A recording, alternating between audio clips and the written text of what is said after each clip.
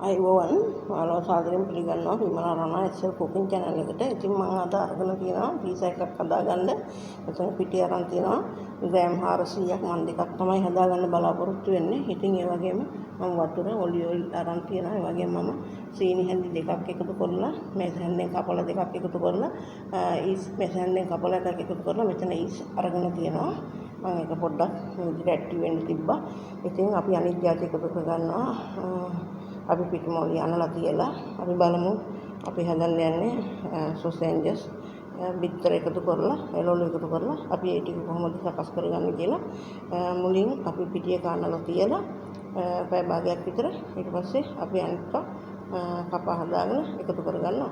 ඉතින් ඔයාලට පුළුවන් මේ වගේ පිස් එකක් හදාගන්න ඔලිව් ඔයිල් එකතු කරලා අපි වැඩි අනම්මනන් නැතුව අපිට ගෙදර කට්ටියට ප්‍රමාණවත් රසට මේ විදිහට හදාගන්න.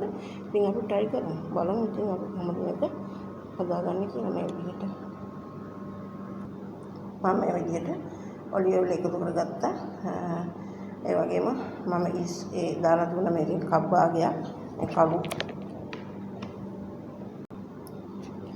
කළු කප් එකෙන් මේකෙන් 3 කාලක් විතර තමයි මට මේ පිටිමෝලි අනාගන්න වතුර එකතු කරගන්න පුළුවන්. ඒ තරමට තමයි යන්නේ. ඉතින් අපි බලමු ඊටු ටික කොහොමද සකස් කරගන්නේ කියලා.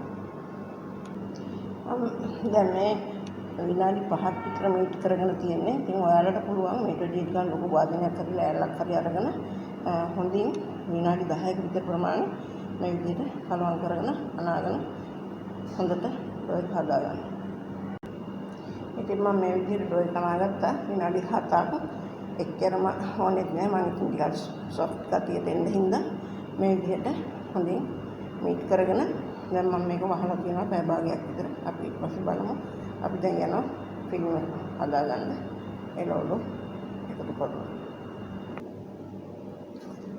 අපේ පිටි එක මේ විදිහට හොඳින් පිටිලා තියෙනවා. මේකෙන් ගාන ඉවත් කරගෙන පිස දෙකක් තමයි මම හදාගන්න ගන්නේ.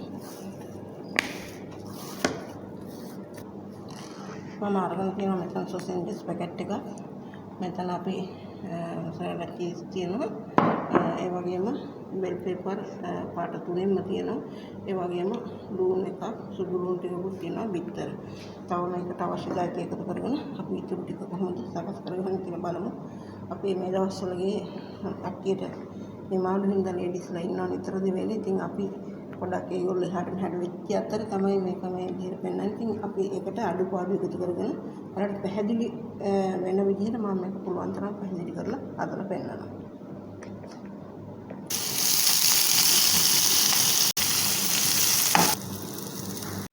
ඔයාලට පුළුවන් මේ විදිහට වැරුප්පකින් පොඩ්ඩක් මේ විදිහට හදාගන්න. අපිට යටින් ප්‍රශ්නයක් දෙන්න.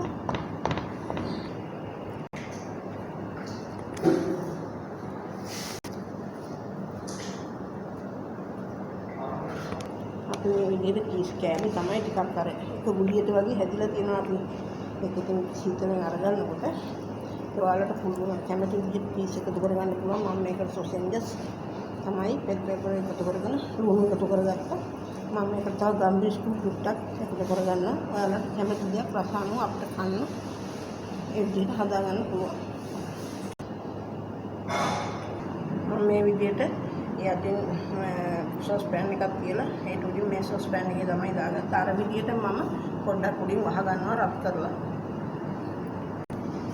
මම මේ විදිහට උඩින් වහ ගන්නවා. ඒ කියන්නේ අපි කලින් මේ විදිහට මාළු පාන් එහෙම හදා ගන්නකොට මේ විදිහට කේක් හදා ගන්නකොට මේ විදිහට මොනවා හරි මම සූදුරු ඒකට මහදු කොත්තමල්ලි කුරුඳු වගේ මම මේ විදිහට ඒකේ රබ් කරගන්නවා. ඒක පටස් ගාලා අයින් කරලා අපි මේකට උඩින් ඒ රබ් වෙච්ච එක වහනවා. ඔයාලට පුළුවන් මේ විදිහට මෙහෙම අඟුරු ටිකක් මේක ටිකක් කුස භාජනයක තියලා අඟුරු ටිකක් එකතු කරගෙන එහෙම වලින් රබ් කරගන්න. එතකොට ලස්සන පිටිලා ඉන්න මම දෙපාරක් විතර වගේ තමයි වහගන්නේ පිට ගන්න මේ විදිහට.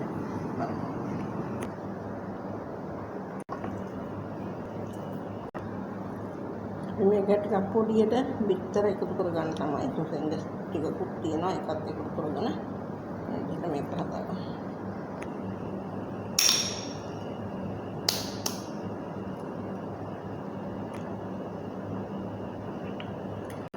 මම මේ විදිහට බිත්තර 3ක් එකතු කරගත්තා.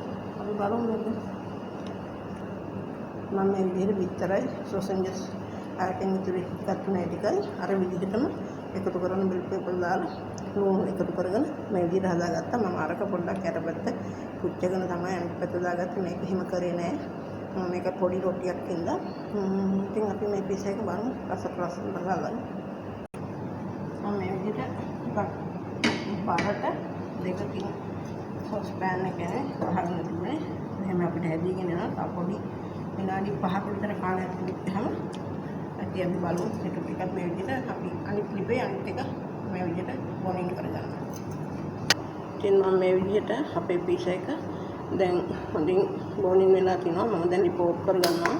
ඒ වගේම මම අනිත් එකත් බිත්තර එකත් මේ විදිහට වහගෙන බොනින් කරගන්නවා. අපි බලමු දැන් මේ ටික බාලා කොහොමද කියලා හිටන් අනිකත් මම මේ විදිහට පිට වුණාට පස්සේ මේ ඉරිපෙන්වත් කරගෙන අපි බලමු. අපි මේ විදිහට පිසා දෙවිදිහකට හදාගත්තා. දෙවිදිහකට හදාගත්තට මේකේ මම එකතු කරගත්තේ සොසෙන්ජස් චීස් එහෙම. ඉතින් මේකේ මම සොසෙන්ජස් කෑලි කීපෙකුත් තියලා මේකෙන් ඉතුරු වෙච්ච හරිය බිත්තර එකතු කරගෙන තමයි මේ විදිහට හදාගත්තේ. ඇත්තටම හොඳට සුවඳට සොෆ්ට් එකට රසට ඇවිදින් තියෙනවා. ඉතින් අපි බලමු කොහොමද මේකෙන් කෑල්ලක් කපලා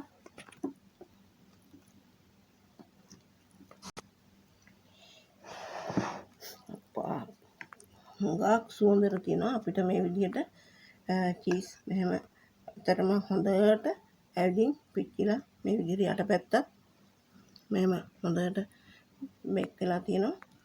ඉතින් අපි බලමු අනිත් එක. මේක මේක සකස් කරනකොට මගේ යාළුවා තමයි මේක හැදුවේ. අපි බලමු ඒකෙන කොටසක් කපාගෙන එක බිත්තර එක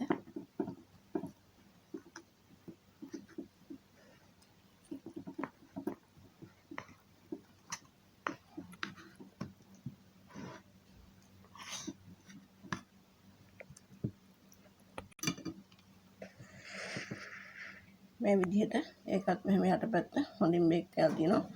හොඳට බිත්තර තියෙනවා. මසාලා චීස් මේ විදිහට බලන්න පේනවා ඇති. හුඟක් රසට හදාගත්තා. ඉතින් අපිට ගෙදර හදනකොට කඩවල වලින් ගේනවට වැඩිය ඇත්තටම අපි අති පිරිසිදුව අපිට ඕන විදිහට රසට හදාගන්න පුළුවන්. මෙහෙම පිච්චිලා වගේ දෙනට මෙහෙම මුකුත්ම වෙලා නැහැ. පිච්චිලා නෙමෙයි. හොඳට තියෙනවා. යට හරි විදිහට බ්‍රේක් වෙලා. ඉතින් ඔයාලට පුළුවන් ඒකෙන් බලන්න පුළුවන් මේ විදිහට රසට හදාගන්න. වැඩි වේදමක් යන්නේ අපිට වැඩි වැඩ නැහැ.